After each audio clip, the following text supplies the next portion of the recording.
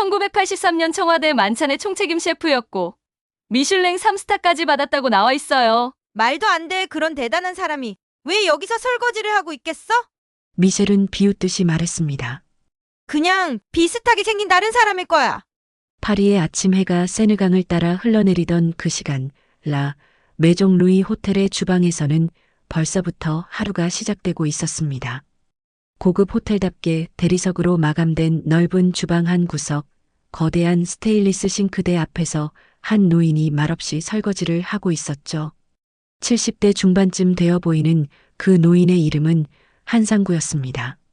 작은 체구에 깊게 패인 주름, 그리고 언제나 조용한 표정을 짓고 있는 한상구는 이곳 직원들에게 그저 미스터 한으로만 불렸습니다.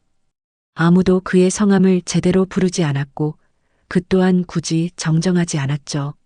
미스터 한, 접시 좀 더 빨리 씻어주세요. 젊은 조리사가 불친절하게 말을 던지고 지나갔습니다.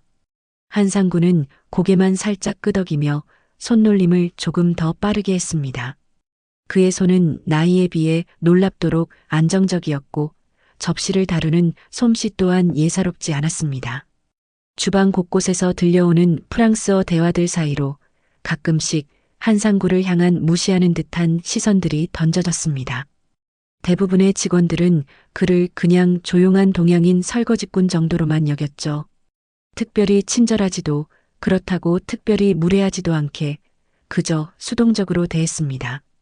오후가 되자 주방은 더욱 바빠졌습니다. 저녁 서비스를 위한 준비가 한창이었거든요.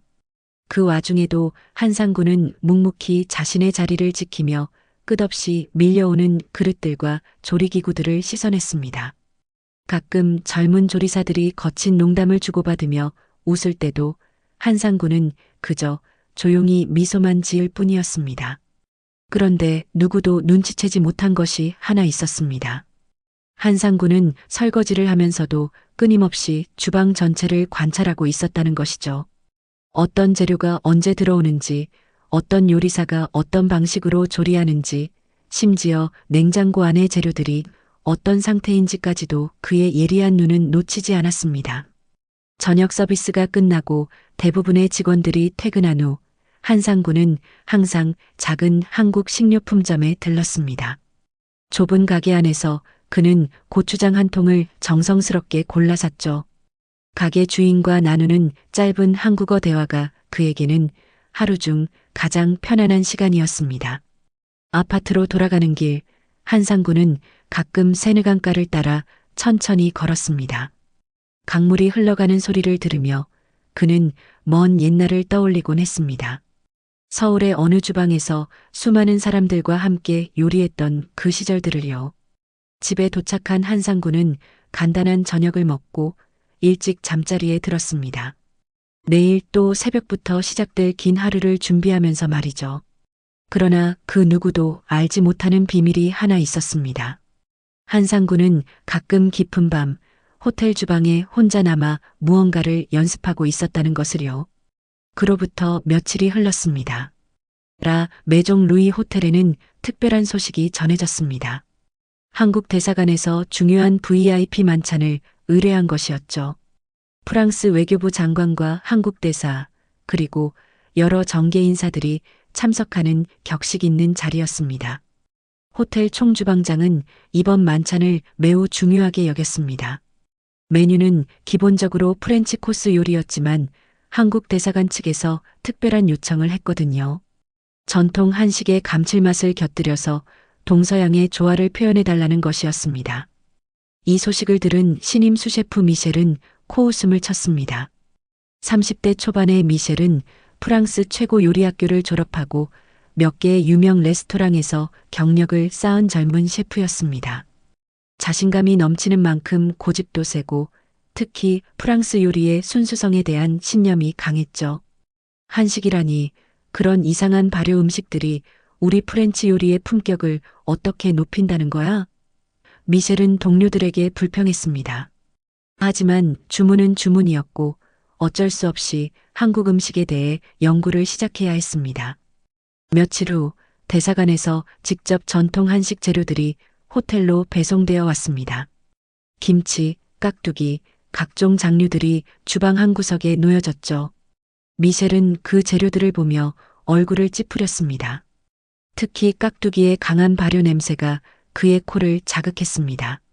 이런 냄새 나는 걸 어떻게 고급 요리에 쓴다는 거야? 미셸은 동료 셰프 소피에게 투덜거렸습니다. 소피는 차분하고 사려 깊은 성격의 파티시에였는데 미셸과는 달리 새로운 것에 대해 열린 마음을 가지고 있었습니다. 한번 맛이라도 보고 판단하는 게 어때? 소피가 조심스럽게 제안했지만 미셸은 고개를 저었습니다. 절대 안 돼. 이런 걸로 우리 요리를 망칠 수는 없어. 그날 오후 미셸은 결국 참지 못하고 깍두기를 쓰레기통에 버려버렸습니다. 발효된 무 따위가 프렌치 요리의 품격을 망친다며 화를 내면서 말이죠. 다른 직원들은 그런 미셸의 모습을 보며 어쩔 줄 몰라 했습니다. 이 모든 광경을 한상구가 조용히 지켜보고 있었습니다. 설거지를 하던 그의 손이 잠시 멈췄고 얼굴에는 복잡한 표정이 스쳤습니다. 하지만 그는 여전히 아무 말도 하지 않았습니다. 저녁 서비스가 끝나고 대부분의 직원들이 퇴근한 후 한상구는 조용히 쓰레기통으로 다가갔습니다. 버려진 깍두기를 꺼내어 찬물에 정성스럽게 씻어냈죠. 그리고는 작은 용기에 담아 냉장고 한 구석에 보관했습니다. 다음 날 이른 아침 한상구는 남들보다 일찍 출근해서 그 깍두기를 다시 꺼냈습니다. 오랜 경험으로 익힌 손놀림으로 깍두기를 새롭게 무쳐냈습니다. 너무 짜지도 시지도 않게 그리고 프랑스인들도 받아들일 수 있도록 매운맛을 조절하면서 말이죠. 그때 마침 일찍 출근한 소피가 그 모습을 목격했습니다. 호기심에 이끌려 한상구가 만든 깍두기를 조금 맛보았는데 순간 소피의 눈이 커졌습니다. 이건 정말. 소피는 말을 잇지 못했습니다. 지금까지 먹어본 그 어떤 피클이나 절임 요리와도 다른 깊고 복합적인 맛이 입안에 퍼졌거든요.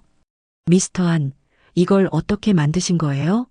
소피가 놀라며 물었지만 한상구는 그저 조용히 미소만 지었습니다. 그리고는 다시 설거지 자리로 돌아가 묵묵히 일을 시작했습니다. 하지만 소피는 그 맛을 잊을 수가 없었습니다. 이건 예술이다라는 말이 계속 머릿속을 맴돌았죠. 미셸이 그토록 무시했던 깍두기가 이렇게 놀라운 맛으로 변할 수 있다니 믿기지 않았습니다. 대사관 만찬을 이틀 앞둔 저녁이었습니다. 메종 루이 호텔의 총주방장 베르나르가 갑자기 가슴을 움켜쥐며 쓰러졌습니다. 오랜 기간 누적된 스트레스와 과로가 원인이었죠. 구급차가 도착하고 베르나르는 응급실로 실려갔습니다. 호텔 경영진은 급히 회의를 소집했습니다. 이틀 후면 중요한 VIP 만찬이 있는데 총주방장이 없다니 이보다 큰 위기는 없었습니다. 결국 미셸이 임시로 메인 셰프 역할을 맡게 되었습니다. 걱정하지 마세요. 제가 완벽하게 해내겠습니다. 미셸은 자신만만하게 말했지만 사실 내심으로는 부담감이 컸습니다. 지금까지 수셰프로서 보조 역할만 해왔는데 갑자기 전체 메뉴를 책임져야 한다니 말이죠. 그날 밤 미셸은 밤늦게까지 주방에서 레시피를 점검하고 시험 조리를 해봤습니다. 하지만 뭔가 계속 어긋났습니다. 소스의 농도도 맞지 않고 맛의 균형도 이상했습니다. 평소 베르나르가 쉽게 해내던 것들이 미셸에게는 왜 이렇게 어려운 걸까요? 도대체 뭐가 문제인 거야? 미셸은 머리를 쥐어뜯으며 중얼거렸습니다. 시간은 자꾸 흘러가는데 만족스러운 결과가 나오지 않았습니다. 특히 한식 재료를 활용한 퓨전 메뉴는 더욱 어려웠습니다. 자정이 넘어서야 미셸은 지쳐서 집으로 돌아갔습니다. 하지만 주방에는 여전히 불이 켜져 있었습니다. 한상구가 혼자 남아서 조용히 무언가를 하고 있었거든요. 한상구는 작은 가스레인지 앞에서 정성스럽게 육수를 우리고 있었습니다. 멸치와 다시마 그리고 몇 가지 한국 전통 재료들로 깊은 맛의 육수를 만들고 있었죠. 그의 손놀림은 마치 오랜 세월 이 일을 해온 사람처럼 자연스러웠습니다. 옆 조리대에서는 여러 가지 나물들을 섬세하게 묻히고 있었습니다. 콩나물, 시금치, 도라지까지 각각의 재료에 맞는 양념과 조리법으로 정성스럽게 준비하고 있었습니다. 평소 설거지만 하던 한상구의 이런 모습은 정말 신기했습니다. 그때 갑자기 주방문이 열리며 미셸이 들어왔습니다. 뭔가 빠뜨린 게 있나 싶어서 다시 온 것이었는데 한상구의 모습을 보고 깜짝 놀랐습니다. 여긴 설거지장이가 들락거릴 곳이 아니야. 미셸이 화를 내며 소리쳤습니다. 당장 치우고 나가. 하지만 한상구는 당황하지 않았습니다. 오히려 조용히 고개를 끄덕이며 자신이 만든 육수 한 숟가락을 작은 그릇에 따라 미셸 앞에 내밀었습니다. 그리고는 정성스럽게 무친 나물 몇 가지도 함께 내놓았습니다. 이게 뭐야? 미셸은 의심스러워했지만 은은한 향이 코끝을 자극했습니다. 호기심을 참지 못하고 육수를 한 모금 마셔봤는데 순간 그의 표정이 변했습니다. 지금까지 맛보지 못한 깊고 풍부한 맛이 입안에 퍼졌거든요. 나물도 마찬가지였습니다. 단순해 보이는 재료들이 이렇게 복합적이고 조화로운 맛을 낼 수 있다니 미셸은 믿을 수 없었습니다.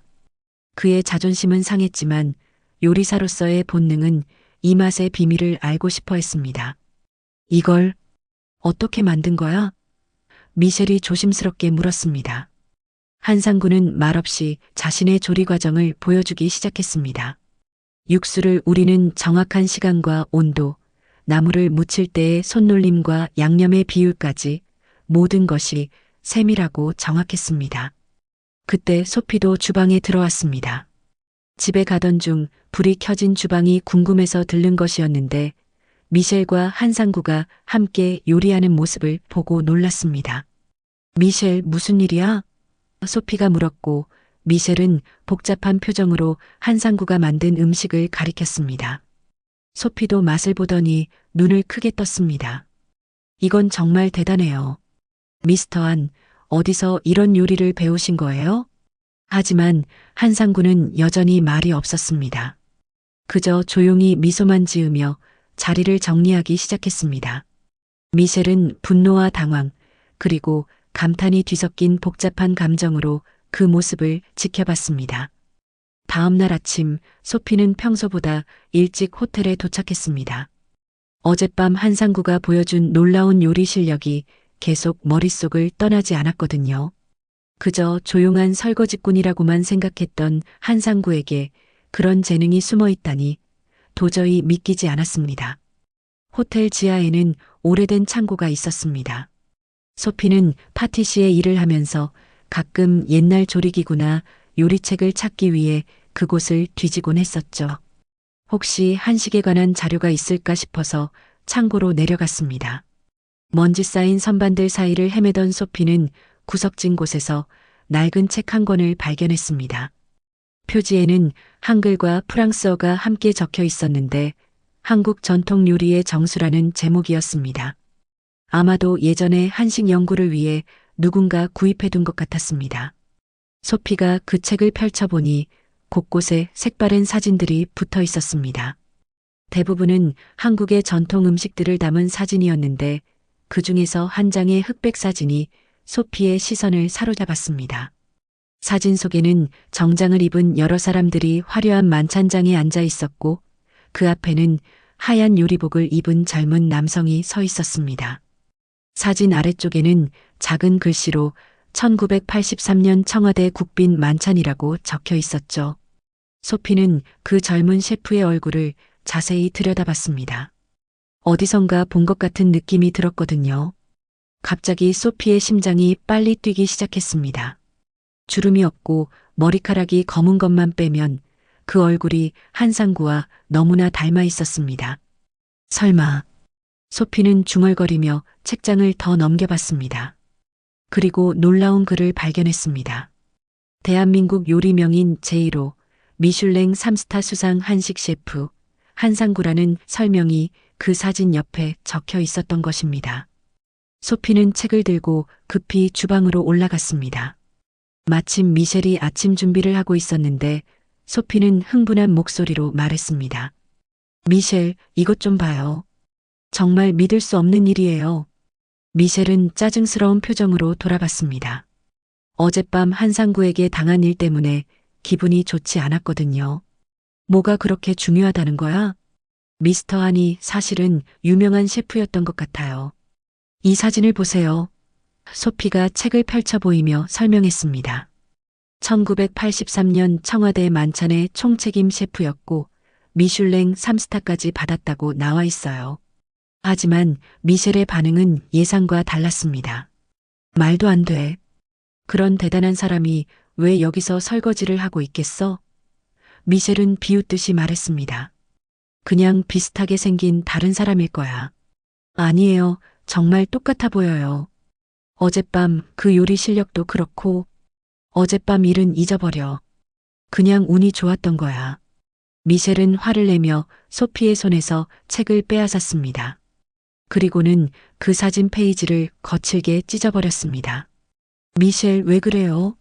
소피가 놀라며 소리쳤지만 미셸은 이미 찢어진 사진 조각들을 쓰레기통에 던져버렸습니다. 이런 헛소리에 시간 낭비하지 마.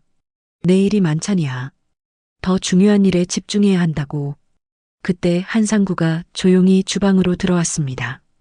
평소처럼 말없이 인사를 하고 설거지 자리로 향하는 한상구를 보며 소피는 복잡한 마음이 들었습니다. 정말 그가 사진 속의 그 유명한 셰프일까요? 소피는 쓰레기통으로 다가가 찢어진 사진 조각들을 주워 모았습니다. 미셸이 아무리 부정해도 소피는 자신의 직감을 믿고 싶었습니다. 그 조각들을 가방에 조심스럽게 넣으며 언젠가는 진실을 알아낼 수 있을 거라고 생각했습니다. 한상구는 여전히 아무 말 없이 설거지를 하고 있었습니다. 하지만 소피가 자신을 바라보는 시선이 달라진 것을 느끼고 있었죠. 그의 입가에는 아주 희미한 미소가 스쳤지만 그 누구도 그것을 알아차리지 못했습니다. 다음 날 아침 소피는 평소보다 일찍 호텔에 도착했습니다. 어젯밤 한상구가 보여준 놀라운 요리 실력이 계속 머릿속을 떠나지 않았거든요. 그저 조용한 설거지꾼이라고만 생각했던 한상구에게 그런 재능이 숨어 있다니 도저히 믿기지 않았습니다.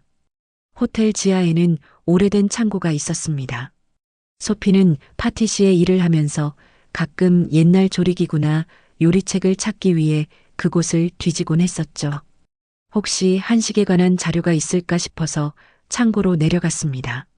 먼지 쌓인 선반들 사이를 헤매던 소피는 구석진 곳에서 낡은 책 한 권을 발견했습니다.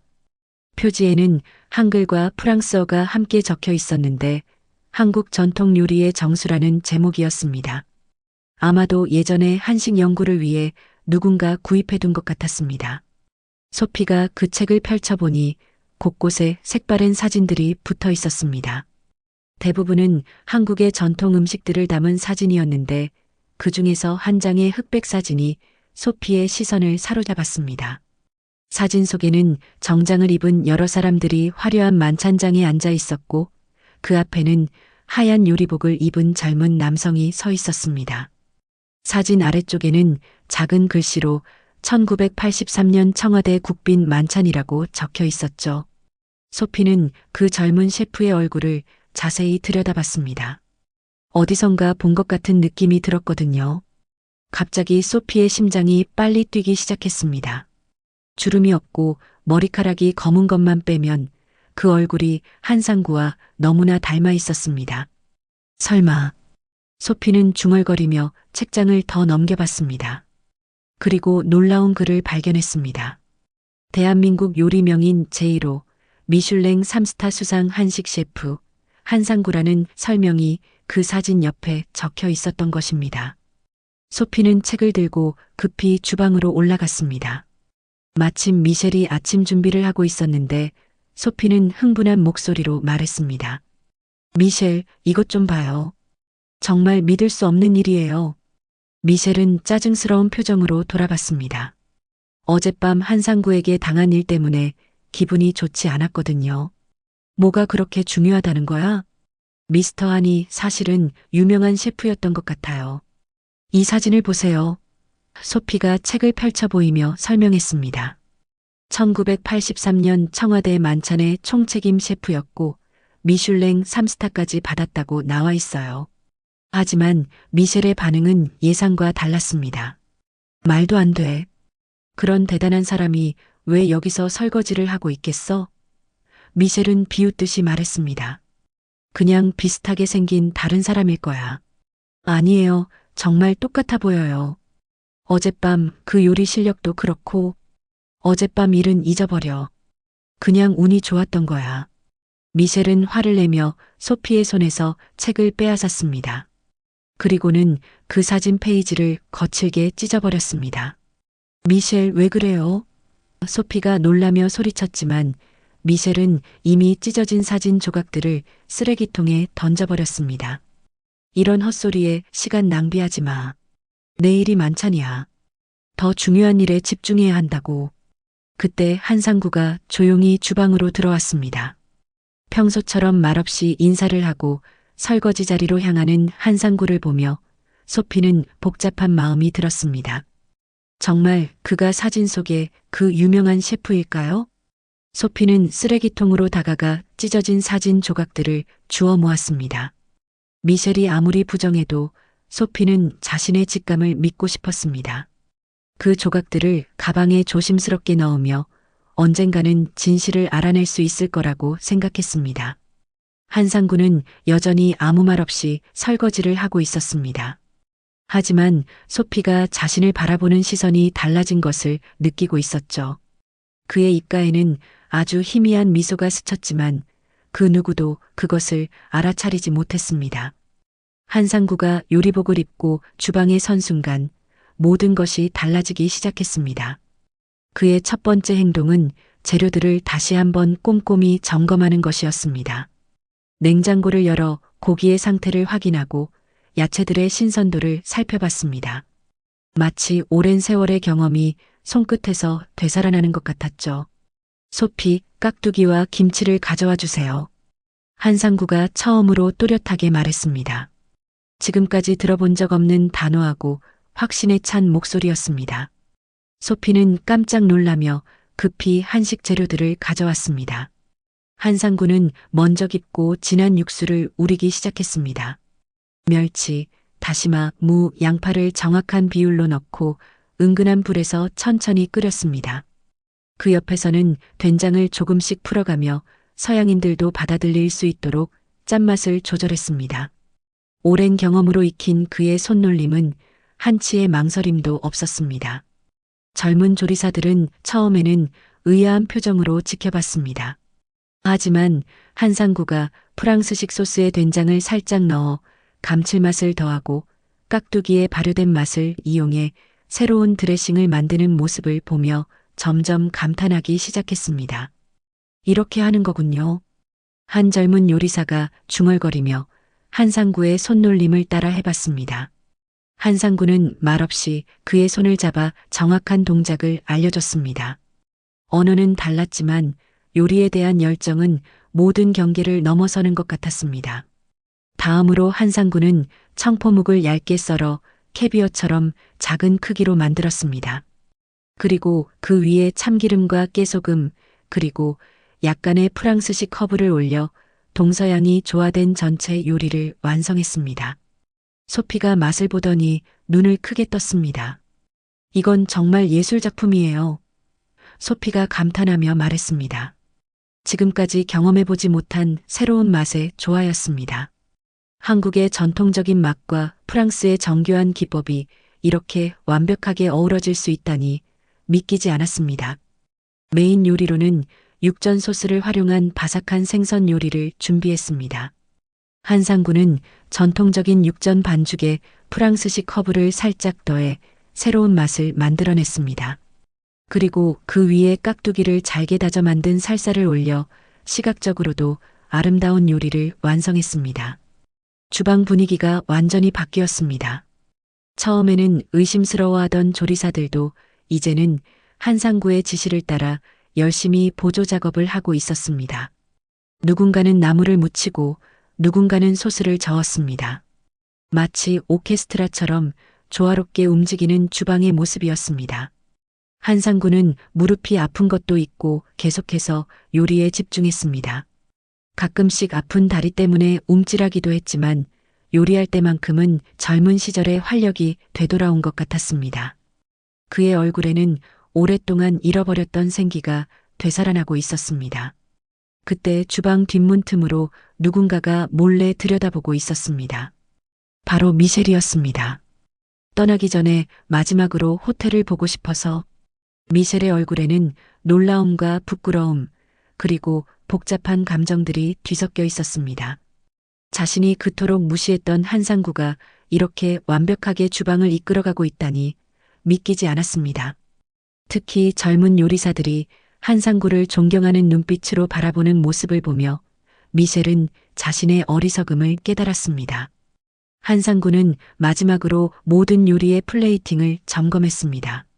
색깔의 조화, 소스의 위치, 가니쉬의 배치까지 모든 것이 완벽했습니다. 그의 오랜 경험과 예술적 감각이 만들어낸 걸작들이었습니다. 이제 됐습니다. 한상구가 조용히 말했습니다. 그의 목소리에는 깊은 만족감이 담겨 있었습니다. 주방의 모든 직원들이 그를 바라보며 박수를 쳤습니다. 진정한 마스터의 귀환이었습니다. 저녁 6시 라 메종 루이 호텔의 VIP 만찬장이 화려하게 문을 열었습니다. 프랑스 외교부 장관을 비롯해 한국 대사, 그리고 양국의 정계 인사들과 유명 셰프들이 참석한 격조 높은 자리였습니다. 만찬장은 촛불과 크리스탈 샹들리에의 은은한 빛으로 우아하게 꾸며져 있었습니다. 첫 번째 전체 요리가 나오자 손님들의 표정이 놀라움으로 바뀌었습니다. 청포묵 캐비어 무침이 정교한 프랑스식 플레이팅으로 선보였는데 그 독특하면서도 세련된 모습에 모든 이들이 감탄했습니다.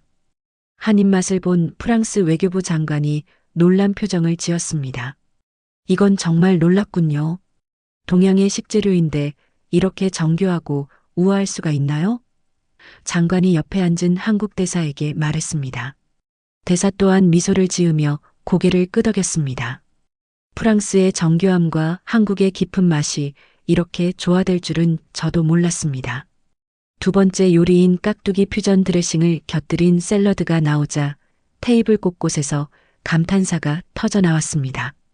발효의 깊은 맛과 프랑스식 소스의 부드러움이 만나 지금까지 경험해보지 못한 새로운 맛을 연출했습니다. 참석한 미슐랭 스타 셰프 중 한 명이 깊은 인상을 받은 듯 고개를 끄덕였습니다. 이 요리를 만든 셰프는 정말 대단한 분이군요. 전통과 현대, 동양과 서양의 경계를 이렇게 자연스럽게 넘나드는 솜씨는 흔히 볼 수 있는 게 아닙니다. 그 셰프가 주변 사람들에게 말했습니다. 메인 요리로 나온 육전 소스를 활용한 바삭한 생선 요리는 모든 이들을 완전히 매료시켰습니다. 겉은 바삭하고 속은 부드러운 생선 위에 올라간 깍두기 살사는 상상을 뛰어넘는 맛의 조화를 보여줬습니다. 한국 전통의 육전 기법이 프랑스식 요리와 만나 이렇게 완벽한 결과물을 낸 것입니다. 이것은 단순한 요리가 아닙니다. 프랑스 외교부 장관이 감동한 목소리로 말했습니다. 이것은 하나의 문화 외교입니다. 두 나라의 전통이 이렇게 아름답게 만날 수 있다는 것을 보여주는 살아있는 증거이지요. 식사가 진행되는 동안 주방에서는 한상구가 마지막 디저트를 준비하고 있었습니다. 전통 화가자의 기법을 현대적으로 재해석한 작품이었습니다.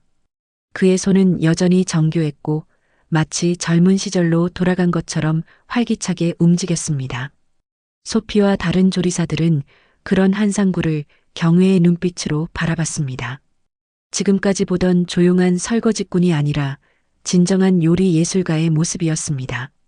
모든 동작에서 오랜 경험과 깊은 내공이 느껴졌습니다.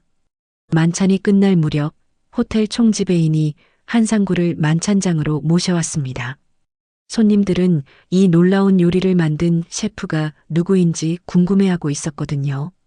한상구는 잠시 망설이다가 천천히 만찬장으로 걸어 들어갔습니다.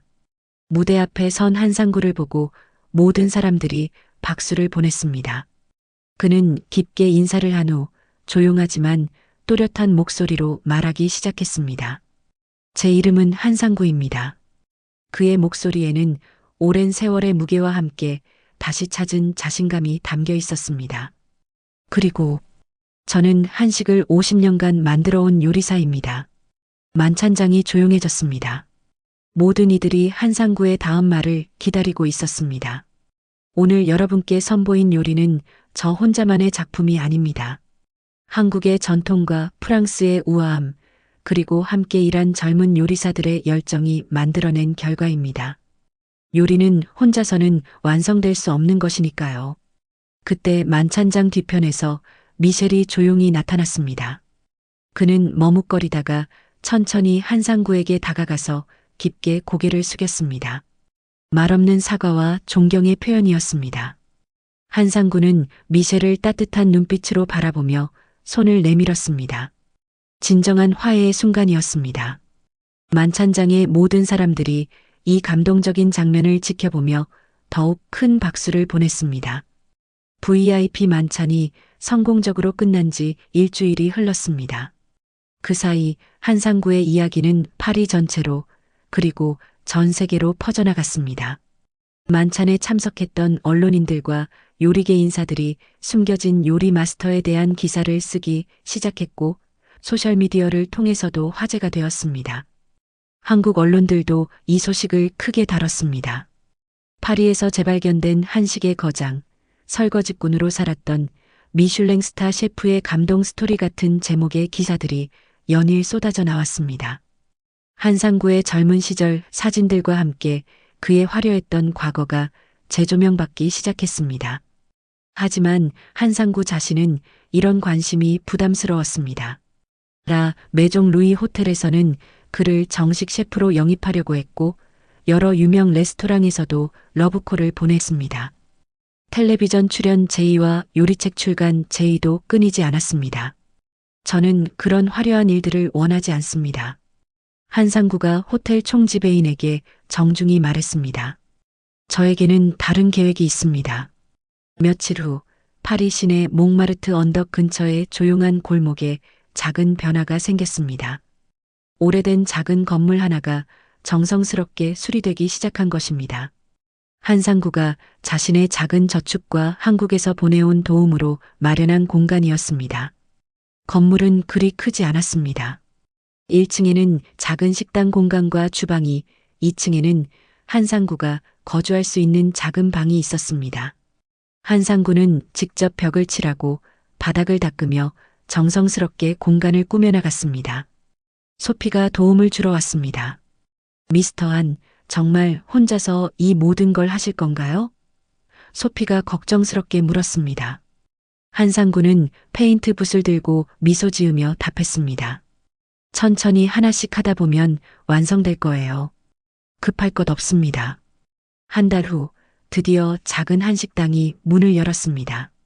간판에는 화로정이라고 한글과 프랑스어로 함께 적혀 있었습니다. 화로정은 화목한 불로 사람들이 모이는 정자라는 뜻이었습니다. 한상구가 오랫동안 꿈꿔왔던 이름이었죠. 화로정은 겉보기에는 평범한 작은 식당이었습니다. 15명 정도가 앉을 수 있는 테이블 몇 개와 단순한 인테리어. 하지만 벽면에는 한국의 전통 그림들이 걸려 있었고 한 구석에는 작은 화로가 놓여 있어 따뜻한 분위기를 연출했습니다. 메뉴는 복잡하지 않았습니다. 김치찌개, 된장찌개, 비빔밥, 불고기 같은 전통적인 한식 요리들이 줄을 이뤘습니다. 하지만 한상구의 손을 거친 이 요리들은 단순한 가정식을 뛰어넘는 깊은 맛을 자랑했습니다. 오랜 경험으로 완성된 황금 비율의 양념과 정성스러운 조리법이 만들어낸 결과였습니다. 개업 첫날, 한상구는 조용히 문을 열고 기다렸습니다. 별다른 홍보도 하지 않았고 화려한 개업식도 없었습니다. 그저 조용히 시작하고 싶었던 것입니다. 점심시간 즈음 첫 번째 손님이 들어왔습니다. 놀랍게도 그것은 미셸이었습니다. 그의 손에는 직접 담근 김치가 들어있는 작은 용기가 있었습니다. 안녕하세요, 선생님. 미셸이 정중하게 인사했습니다. 한상구는 미셸을 따뜻하게 맞이했습니다. 어서 오세요. 앉으세요. 미셸은 테이블에 앉으며 조심스럽게 말을 꺼냈습니다. 선생님께 배우고 싶습니다. 정말 진심으로요. 저는 더 이상 가르칠 나이가 아닙니다. 한상구가 웃으며 답했습니다. 하지만 함께 요리하는 것은 언제든 환영입니다. 그날부터 미셸은 자신의 일을 마친 후 화로정에 와서 한상구를 도왔습니다. 처음에는 서툴렀지만 점차 한식의 기본기를 익혀나갔습니다. 한상구는 인내심을 가지고 하나하나 가르쳐줬습니다. 화로정의 소문은 입소문을 타고 조금씩 퍼져나갔습니다. 처음에는 근처에 사는 한국인들이 주로 찾아왔지만 점차 프랑스인들도 호기심을 가지고 방문하기 시작했습니다. 한상구의 요리를 맛본 사람들은 하나같이 감탄했습니다. 어느 날 저녁 소피도 화로정을 찾아왔습니다. 미스터 아니, 한 선생님. 소피가 미소 지으며 말했습니다. 여기 분위기가 정말 좋네요. 마치 할머니 집에 온 것 같아요. 한상구는 소피에게 특별히 정성스럽게 준비한 비빔밥을 내어줬습니다. 각종 나물들이 아름답게 담긴 돌솥 비빔밥이었는데 소피는 첫 한 숟가락을 먹고 눈을 감았습니다. 이 맛, 정말 잊을 수 없을 것 같아요. 시간이 흘러 화로정은 파리에 숨겨진 맛집으로 유명해졌습니다. 미슐랭 가이드에도 소개되었고 여러 음식 평론가들이 극찬을 아끼지 않았습니다. 하지만 한상구는 여전히 겸손했습니다. 그는 화려함보다는 정성을, 유명세보다는 진심을 택했습니다. 어느 겨울 저녁 화로정의 작은 화로에 불이 타오르고 있었습니다. 한상구는 그 불 앞에서 조용히 차를 마시고 있었습니다. 미셸과 소피 그리고 몇몇 단골 손님들이 함께 앉아 담소를 나누고 있었죠. 선생님 행복하세요? 소피가 조심스럽게 물었습니다. 한상구는 잠시 생각하더니 따뜻한 미소를 지었습니다. 네, 행복합니다. 진짜 요리란 사람들을 행복하게 만드는 것이라고 생각해요. 유명해지는 것이나 돈을 많이 버는 것이 아니라요. 한상구의 눈빛에는 이제 평온함이 깃들어 있었습니다. 더 이상 은퇴한 요리사가 아니라 다시 불을 피우는 장인이었습니다. 그는 자신만의 방식으로 새로운 시작을 하고 있었습니다. 화로정의 작은 불꽃은 따뜻하게 타오르며 그 주변으로 모인 사람들의 마음도 따뜻하게 데워주고 있었습니다. 한상구가 만든 음식은 단순히 배를 채우는 것이 아니라 마음을 치유하고 사람들을 하나로 만드는 마법 같은 힘이 있었습니다.